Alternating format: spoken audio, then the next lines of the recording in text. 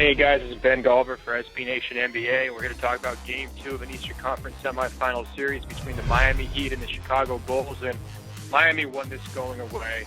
It was a very ugly, very chippy basketball game filled with technical fouls, flagrant fouls, profanity directed towards referees, lots of trash talk, but really Miami dominated this game pretty much from start to finish, winning eventually 115-78, and it was a total turnaround from Game 1 in which the Bulls really had everything go right for them. They overcame all sorts of crazy circumstantial disadvantages. They didn't have home court. They don't have as much talent as Miami. They're not as healthy. Certainly they're not as deep.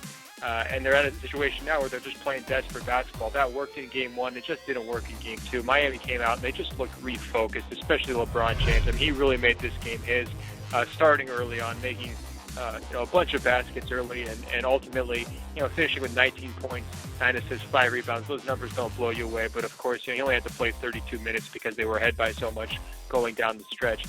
I think the highlight of the night really, or maybe the low light for basketball fans, but I think the MVP was really Scott Foster. I mean, he clearly interjected himself into this game.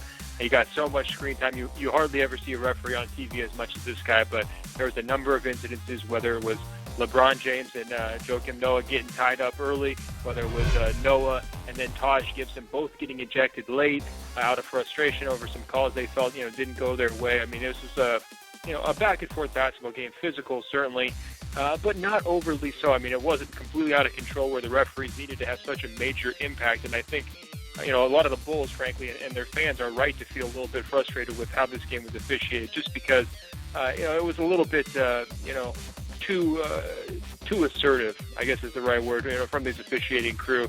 They just did a little bit too much. I mean, Miami took 29 free throws.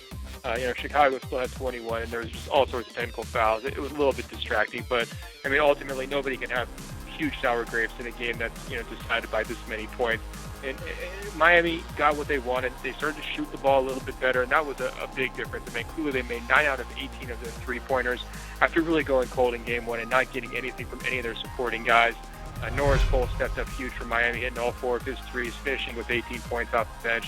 And that's what they're going to need. They need to have people to keep the offense balanced around LeBron James, make sure it's not a one-man show, make sure he's not needing to do too much. And they also got a little bit from Dwayne Wade, too. He found a lot of baskets around the rim. I'm not sure he was playing his best basketball. He only finished with 15 points and 5 assists. But, again, he was playing limited minutes because they were up so early. So now this series shifts to Game 3 in Chicago. And, the Bulls are going to have to look at this game and just kind of throw it away immediately. I'm sure they're going to try to forget about it as soon as they get back onto the plane. You're not going to let this one frustrate you for too long. You're just going to move on. You did exactly what you wanted to do in Miami, which was split the 2-game series, at least get one. Chicago now has home court advantage. If they can push this out to, say, a 6-game series, potentially they'll have a chance to close it out if they can take care of business at home. That's going to be the goal. For Miami, they're looking to just continue to shut the door just like they did in Game 2. They're clearly the more talented team, the deeper team, and they've got, more athleticism. I mean, pretty much anything you would want. Size, and they don't have the size interior, but they certainly have the size on the wings. Take advantage of mismatches, whether it's LeBron James on whoever's guarding him, Dwayne Wade on whoever is guarding him. I mean, they've got key mismatches they're able to exploit pretty much whenever they want. So kind of a gut check, a heart check after Game 1. They certainly passed that test. All right, guys, be sure to subscribe to SB Nation on YouTube and also check out sbnation.com/NBA.